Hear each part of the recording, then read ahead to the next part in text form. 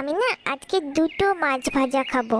গরম গরম মাছ ভাজা আর ভাত খেতে আমার খুব ভালো লাগে।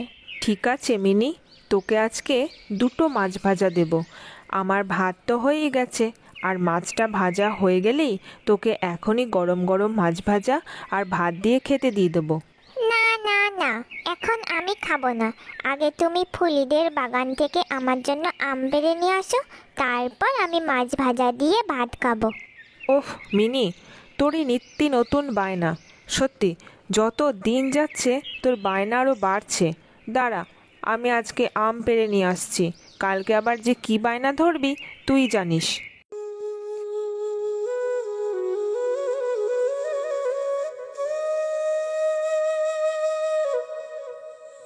ওরে বাবা রে, আর কত হাঁটবো? নাতিটা যে কোন দিকে খেলতে চলে গেল, নাতিটাকে নিয়ে আর পারা যায় না। আমি এই বয়স্ক মানুষ কোন দিকে ছুটবো? কি গো ফটিকের ঠাকুমা, এই ভর দুপুরে এখানে বসে আছো যে? শরীর খারাপ করবে তো। এত রোদে এখানে বসে থাকলে তোমার যে আরও শরীর খারাপ করবে। বয়স হয়েছে তো তোমার। আর বলিস না শুক্লা, সেই সকালবেলায় ফটিকটা আমার খেলতে বেরিয়েছিল। বেলা গড়িয়ে দুপুর হতে চলল, ফটিকটার এখনো কোনো পাত্তা নেই। আমি এদিক ওদিক ঘুরে শেষে হাঁপিয়ে গিয়ে এইখানে বসে পড়েছি। সে কি, ও কেমন কথা ঠাকুমা? এদিক ওদিক ঘুরে বেড়াচ্ছ? তাহলে তো তোমার রান্নাও করনি। এক কাজ করো ঠাকুমা, চলো আমার বাড়িতে চলো। আজ দুপুরে তুমি ওখানেই খাওয়া দাওয়া করে নেবে। কিন্তু আমার ফটিকটা না খেলে আমি কেমন করে খাই বলো তো মা? বাপ মা মরা ছেলে, আমি ওকে ছোট থেকে মানুষ করছি, বড় মায়া যে ওর প্রতি আমার। ফটিককে নিয়ে তুমি একদম চিন্তা করো না ঠাকুমা। ফটিক জানে ঠিক সময় ঘরে ফিরে আসবে। এখন তুমি চলো তো, আমার সাথে ঘরে চলো, একটু গরম গরম ভাত খেয়ে নেবে। গরম ভাত? আহারে, কতদিন গরম ভাত দুটো খাইনি। হাহারে, কতদিন পর এই গরম ধোঁয়া ওঠা ভাত, আলু সিদ্ধ আর মাছ ভাজা দেখতে পাচ্ছি। তুই তো জানিস মা, আমার সংসারটা কিভাবে চলে। ওই একটা নাতিকে নিয়ে আমি একলা দিন কাটাই, রোজগারের তো তেমন কিছুই নাই। আহারে, আমার ফটিকটা যদি একটু খেতে পেত। তুমি এখন খাও না ঠাকুমা। ফটিকের দেখা পেলে আমি নিজে ওকে ডেকে এনে গরম ভাত, আলু সিদ্ধ আর মাছ ভাজা খাইয়ে দেব। এখন তুমি পেটটা ভরে খাও দেখি। তোকে কি করে বোঝাই রে মা, নাতিটা না খেলে আমিও যে পেট ভরে ঠিক খেতে পারবো না। মনটা যে বড় খচখচ করছে। আচ্ছা ঠাকুমা, আমাদের ঘরে তো খাওয়া পড়ার অভাব নেই। তোমার যদি অসুবিধা না থাকে তাহলে তুমি ফটিককে নিয়ে এখানে চলে আসতে পারো। আমি যা রান্না করব তুমি তাই খাবে। না রে মা, তা কি করে হয়? আমি যেরকম যেদিন খাবার জোগাড় করতে পারি সেরকমই করি। ওই বেশিরভাগ দিন একটু জল ভাত আর একটু কাঁচা পেঁয়াজ দিয়ে নিজেও খাই, ফটিককেও খেতে দিই। কোনো কোনো দিন ভাতের মারটাই খেয়ে নেয়। মিনি, মিনি, ঠাকুমাকে দেখেছিস রে? ঘরে গিয়ে তো দেখলাম ঠাকুমা নেই, দরজা খোলা। আমি আবার তোদের বাড়িতেই চলে এলাম। এই যে ফটিক দাদা, তোমার ঠাকুমা তো কখন থেকে তোমাকেই খুঁজছিল। ঠাকুমা এখানেই তো আছে। ওই যে মা ঠাকুমাকে একটু গরম ভাত, একটু আলু সিদ্ধ আর একটু মাছ ভাজা খেতে দিয়েছে। গরম ভাত? আহারে, আমি কতদিন গরম ভাত খাইনি, তার সাথে আবার আলু সিদ্ধ, মাছ ভাজা। ইস! তুমি ঘরে যাও ফটিক দাদা, মা তোমাকেও গরম ভাত, আলু সিদ্ধ আর মাছ ভাজা খেতে দেবে। এই যে ফটিক, কোথায় ছিলি বলতো তুই? তোর ঠাকুমা সারাদিন ধরে তোকে খুঁজছে, কোথাও না পেয়ে ওই গাছতলায় বসেছিল। আমি আবার ডেকেই নিয়ে এলাম, দুটো ভাত খেয়ে তবে পাঠাবো। তুইও কিন্তু দুটো ভাত খেয়ে তবে যাবি। সত্যি বলছো কাকিমা? আমাকেও খেতে দেবে গরম ভাত? দাও দাও, আমি খেয়েই নেব। খুব খিদে পেয়েছে গো, আমাকেও খেতে দিয়ে দাও। সেই আগের বছরে একটা নিমন্ত্রণ বাড়িতে একটু মাছ ভাজা খেয়েছিলাম, আজকে আবার খাবো। কি মজা হচ্ছে আমার। এরকম করে কেন বলছিস ফটিক? বড় কষ্ট লাগছে যে আমার। আয় আয়, নে তো, এবার খেয়ে নে। ভাতটা বেড়ে দিচ্ছি, চটজলদি এবার খেয়ে নে তো গরম গরম ভাত। কাকিমা, তুমি খুব ভালো গো, তোমার মনটা অনেক বড়। কত বড় মাছ ভাজা আমাকে খেতে দিয়েছো। ঠাম্মা তো এগুলো করতে পারে না, আর আমাদের অত পয়সাও নেই, তাই আমি খেতেও তো পাই না। আজ খুব আনন্দ হচ্ছে, পেট ভরে খাবো। আহারে, এমন সোনার টুকরো ছেলে শেষে কিনা আমার মতো হতভাগীর কাছে পড়ল, যার দিন আনতে পান্তা ফুরায়। ঠাকুমা, এবার খেয়ে নাও দেখি। এতক্ষণ তো নাতি নাতি করছিলে, এখন নাতি চলে এসেছে, এবার আর দেরি না করে গরম গরম ভাত খেয়ে নাও।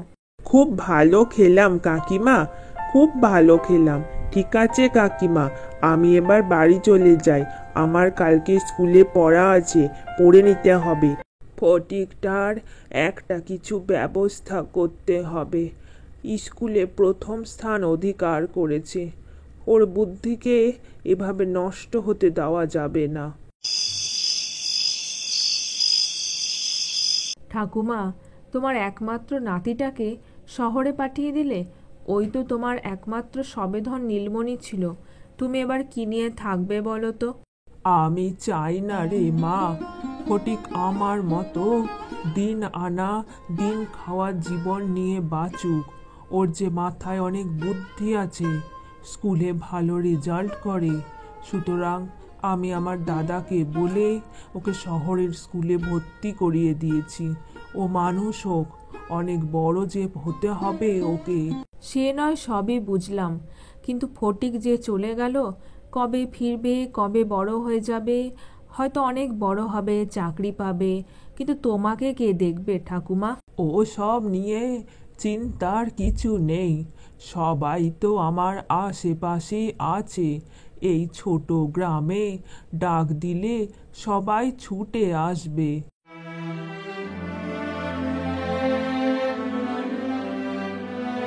দেখতে দেখতে এইভাবে 12 বছর কেটে যায়।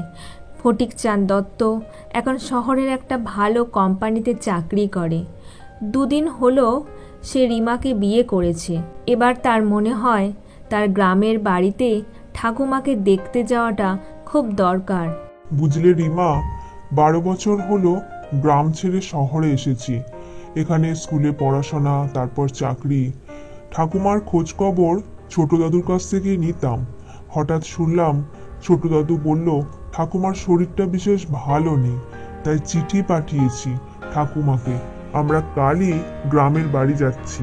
না না না না, আমি ওসব গ্রামে টামে যেতে পারবো না। তোমার ইচ্ছা হয় তোমার ঠাকুমাকে তুমি দেখতে যাও, আমি ওসব পারবো না। তাছাড়া গ্রাম, শহরের কাছে কি আর গ্রাম দাঁড়াতে পারে? এসব কি বলছো? ঠাকুমা কত কষ্ট করে আমাকে মানুষ করেছে। ঠাকুমা যদি আজকে এখানে না পাঠাতো, তবে আমি মানুষও হতাম না, চাকরিও পেতাম না। তাই গ্রামে তো আমাকে যেতেই হবে। আচ্ছা আচ্ছা, ঠিক আছে, ব্যাগপত্র গুছিয়ে নিচ্ছি, কালকেই সকালে রওনা দেব। হয়েছে? শান্তি তো? ঠিক আছে, তাহলে কাল সকালেই আমরা রওনা দিচ্ছি মোহনপুর গ্রামে।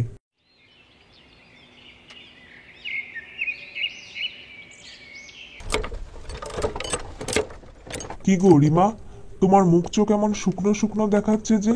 বলি সকালে কি কিছু খেয়ে বেরোনি নাকি? ও মা, আমি তো জানি এখানের পথে ঘাটে নামি দামি হোটেল, বড় বড় রেস্টুরেন্ট সব থাকবে। তা কি করে জানবো? এরকম গ্রামে কিছুই নেই, শুধু মাঠের পর মাঠ আর গাছপালা আর কয়েকটা মাটির বাড়ি। সে তো খিদে আমারও পেয়েছে, কি আর করা যাবে। এখনো কিছুটা পথ বাকি, তারপরে ঠাকুমার বাড়িতে গিয়েই নয় খাওয়া দাওয়া করব।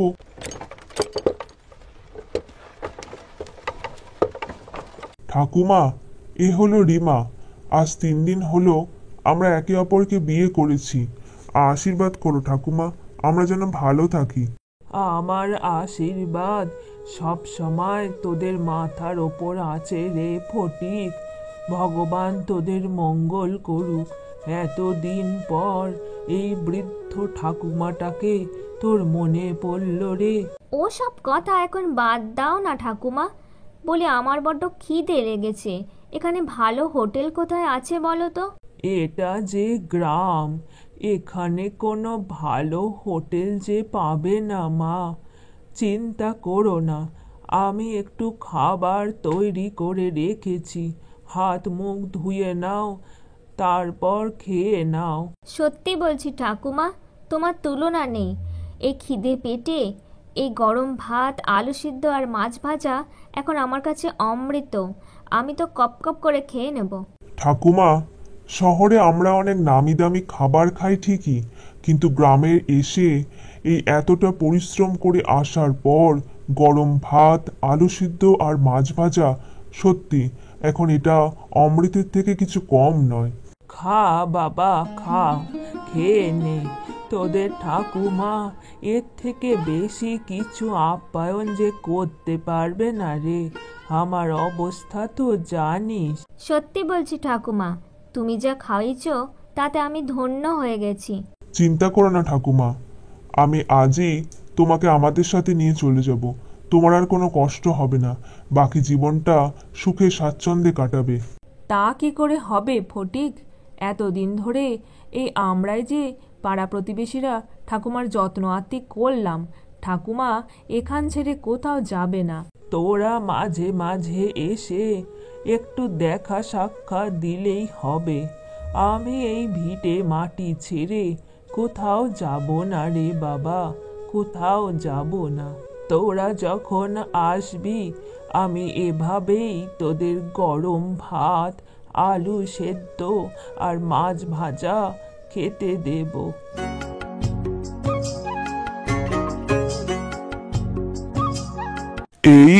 এই যা, আবার সকাল হয়ে গেল। বেশ তো ঘুমাচ্ছিলাম, এই সকাল হলেই যত জ্বালা। মা বাবা এখনই আবার কাজের জন্য বকাবকি করবে। বুঝলে, আমার ছেলে রমেশকে নিয়ে আমার চিন্তার শেষ নেই। এই গ্রামে কোনো মানুষই পরিশ্রম ছাড়া থাকে না। সবার বাড়ির সব ছেলে পরিশ্রম করে খেটে টাকা পয়সা রোজগার করে, বয়স্ক মা বাবার সেবা যত্ন করে। আর আমার ছেলে ঠিক তার উল্টো। কি যে হবে এই ছেলেকে নিয়ে কে জানে।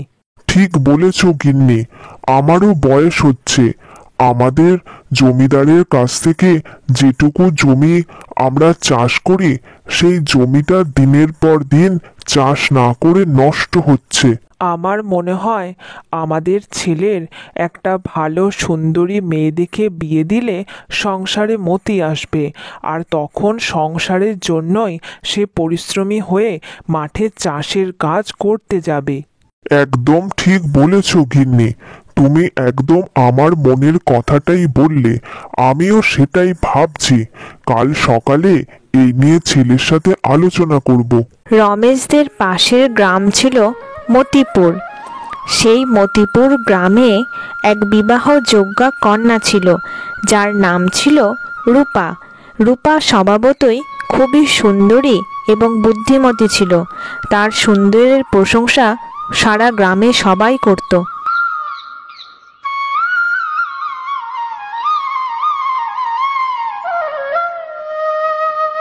এই নে রমেশ, তোর জন্য দুধ চা করে এনেছি।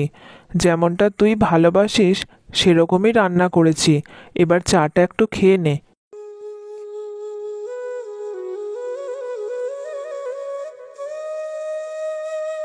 কিন্তু মা, রোজ সকালে তুমি চিৎকার চেঁচামেচি করে আমার ঘুম ভাঙাও, আর রোজ তুমি আর বাবা আমাকে কাজের জন্য জোর করো। আজ হঠাৎ এত ভালো ভালো কথা বলছো যে? তেমন কিছু নয় রমেশ, আসলে আমি আর তোর মা ভাবছিলাম বেঁচে থাকতে থাকতে তোর একটা ব্যবস্থা করে দেওয়ার, মানে তোর বিয়ের ব্যাপারে। হ্যাঁ রমেশ, ওই পাশের গ্রামের নিতাই দাদার মেয়ে রূপা, দেখতে অপূর্ব সুন্দরী। আমরা কালকে গেছিলাম। আমি চাই তুইও একবার দেখে আয়। মেয়ে যদি পছন্দ হয় তবে আমরা বিয়ের জন্য হ্যাঁ করব। হ্যাঁ রমেশ, আমরা দেখে এসেছি। রূপা খুবই সুন্দরী আর বুদ্ধিমতী মেয়ে। আমার মনে হয় আমাদের সংসারে বউ হয়ে এলে ভালোই হবে। ঠিক আছে, তবে তাই হোক। কিন্তু হ্যাঁ, আমি কিন্তু আবার পাশের গ্রামে মেয়ে দেখতে যেতে পারবো না। সে অনেক পরিশ্রম। তোমরা বরং যেখানে ঠিক করেছো তার সাথেই তবে বিয়ে হোক। এইভাবে দেখতে দেখতে রমেশের সাথে একদিন রূপার বিয়ে হয়ে যায় আর রূপা এই গ্রামে চলে আসে।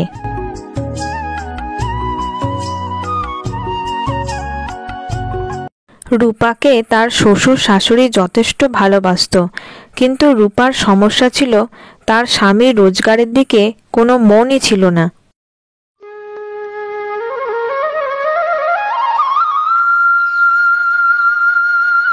বাহ বাহ গিন্নি, এতগুলো রান্না করেছো, দেখে খুব ভালো লাগলো।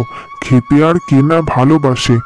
আমি কিছু করিনি গো, যা করেছে সব রান্না ওই রূপাই সকাল থেকে সমস্ত রান্না করেছে। আমি শুধু তোমাকে খেতে দিচ্ছি। হ্যাঁ, তুমি ঠিকই বলেছ, কিন্তু যে উদ্দেশ্যে ছেলের বিয়ে দিলাম সেই উদ্দেশ্যটাই সফল হলো না। দেখা যাক রূপা আমাদের সেই উদ্দেশ্য সফল করতে পারে কিনা। আমার বিশ্বাস রূপা ঠিক পারবে। আমাদের রমেশ দেখবে ঠিক পরিশ্রমী হয়ে উঠবে আর নিজের কাজে মন দেবে।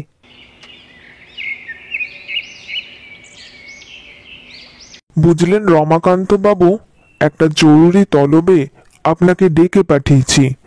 আপনাদের ভাগের যে জমিটা আমি চাষ করতে দিয়েছিলাম, দীর্ঘদিন ধরে চাষ না করে করে সেই জমিটার উর্বরতা শক্তি নষ্ট হয়ে গেছে। তাই আমি ভাবছি সেই জমিটা অন্য কোনো ভাগ চাষিকে দিয়ে দেব। না না না, এমনটা করবেন না জমিদার বাবু। ওইটুকু জমি আমাদের সম্বল। আসলে আমার তো বয়স হয়েছে, তাই আমি জমিতে আর খাটাখাটনি করতে পারি না। আর ছেলেটা হচ্ছে ভারী অলস। সবই বুঝছি রমাকান্ত বাবু, কিন্তু আমি এভাবে আমার জমি আর ফেলে রাখতে পারবো না। ক্ষতি তো আমারই হচ্ছে। আমার বৌমা রূপা খুব বুদ্ধিমতী মেয়ে। আমার মতে ওই যদি আপনার এই সমস্যার সমাধান করতে পারে। ঠিক আছে, আমি নিজে গিয়ে রূপার সাথে এ বিষয়ে কথা বলবো, কিন্তু তারপরেও যদি জমিতে চাষ না হয় আমি কিন্তু সেই জমি অন্য ভাগ চাষিকে দিয়ে দেব।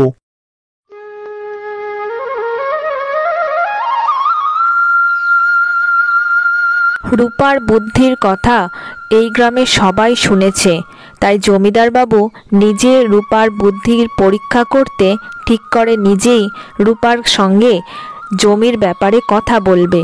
তাই সে হাঁটতে হাঁটতে রমেশের বাড়ির উদ্দেশ্যে রওনা দেয়।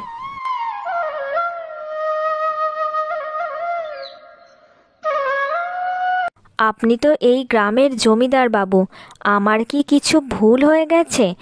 আপনার মতো জমিদার মানুষ আমাদের এই মাটির কুঁড়ে ঘরে পা রেখেছে, এটা তো বিশাল ব্যাপার। তোমার বুদ্ধির কথা আমি এই গ্রামের সবার কাছ থেকেই মোটামুটি পেয়েছি। আমার কাছে এই 100 স্বর্ণ মুদ্রা আছে। তোমার স্বামী রমেশ খুবই অলস। আমার জমিতে চাষ না করে করে জমিটাই প্রায় নষ্ট করে ফেলেছে।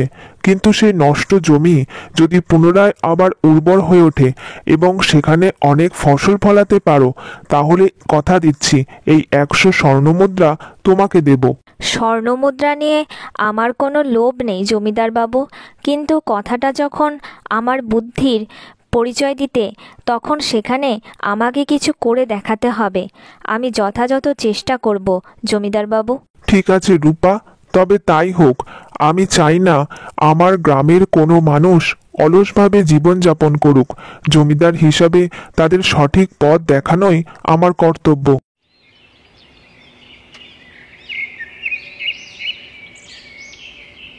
কি গো রূপা, আজ এই শীতের দিনে তুমি এত সকাল সকাল ঘুম থেকে আমাকে তুলে দিলে? আর একটু তো ঘুমানো যেত। আরে ঘুম থেকে তাড়াতাড়ি তুললাম কি আর সাধে? আমি আজকে স্বপ্নে দেখেছি আমাকে এক সাধু বাবা এসে বললেন ওই জমির নিচে নাকি গুপ্তধন আছে, আর সেই ধন তুলতে পারলে আমরা অনেক বড়লোক হয়ে উঠব। সে কি বলছো গিন্নি, জমির নিচে গুপ্তধন? হ্যাঁ গো হ্যাঁ, তাই তো বলি।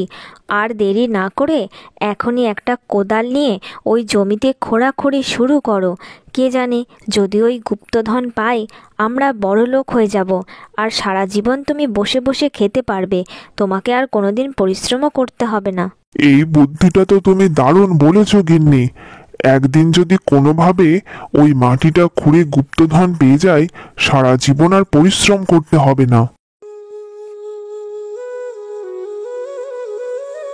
কিন্তু গিন্নি, জমিদারের জমিতে মাটি খুঁড়ে গুপ্তধন যদি পাই, তাহলে ওই গুপ্তধন নেওয়াটা কি ঠিক হবে? জমিটা তো জমিদারেরই। সে কথা পরে ভাববো, আগে তো তুমি গুপ্তধনটা খুঁজে বার করো, তারপরে কি করব সেটা পরের ব্যাপার।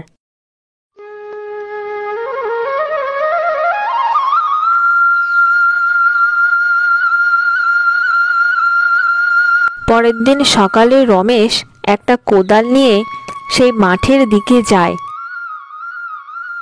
জমিটা ছিল ভীষণই অনুর্বর, কিন্তু রমেশ গুপ্তধনের সন্ধানে ওই অনুর্বর জমিতেই খোঁড়াখুড়ি শুরু করে।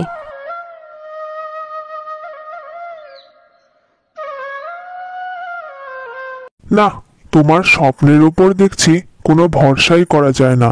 আজ কত পরিশ্রম করে মাঠের জমি সব খুঁড়লাম, কিন্তু গুপ্তধন তো দূরে, কোথাও কিছুই নেই। সেটা তো স্বপ্নের অর্ধেকটা ছিল, আর বাকি অর্ধেকটা তো কাল রাতে দেখেছি। সেটা হলো ওই জমিতে তুমি এবার ফসলের বীজ বপন করো, সেখান থেকে কিছু গাছ উঠবে, তারপর সেখান থেকেই গুপ্তধনের সন্ধান পাওয়া যাবে। এরকমও আবার স্বপ্ন হয় নাকি? অর্ধেক অর্ধেক। যাই হোক, কাল সকালে তুমি যেমনটি বললে আমি তেমনটি করব।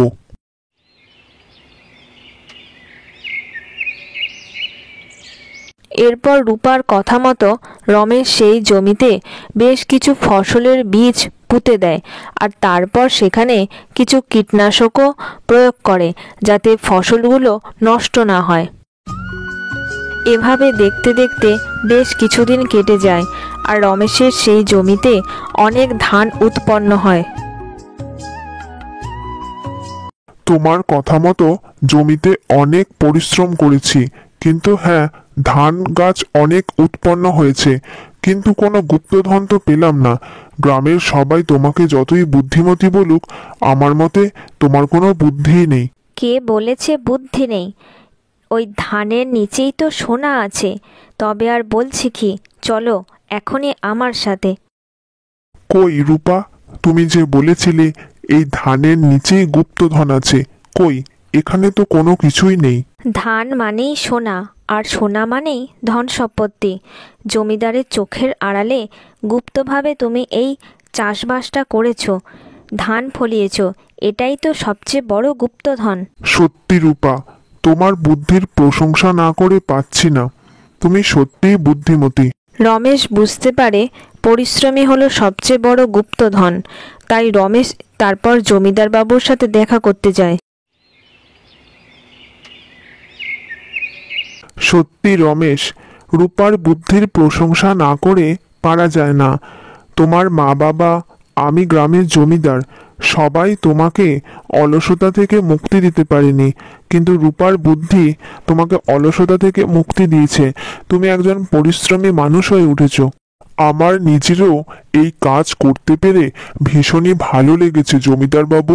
যে জমি একদমই অনুর্বর ছিল, সেই অনুর্বর জমিতে আমি ধান চাষ করলাম। তুমি এখানেই দাঁড়াও রমেশ, আমি নিজের চোখে একবার জমিটাকে দেখে আসি। এরপর জমিদার বাবু সেখান থেকে বেরিয়ে রমেশের সেই চাষ করা জমি দেখার উদ্দেশ্যে রওনা দেয়।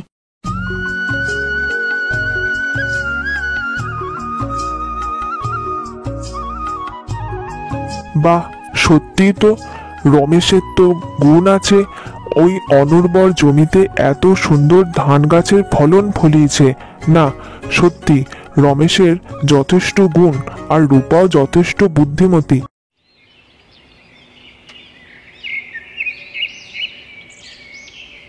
এ নাও রমেশ, এই 100 স্বর্ণমুদ্রা তোমার আর রূপারই প্রাপ্য। আমার ওই অনুর্বর জমিতে কেউ চাষ করতে চাইছিল না, তাই রূপার কাছে আমি গিয়ে সেটা বলি, আর রূপার বুদ্ধিতেই তুমি সেই অনুর্বর জমিতে এত সুন্দর ধান গাছ ফলিয়েছ।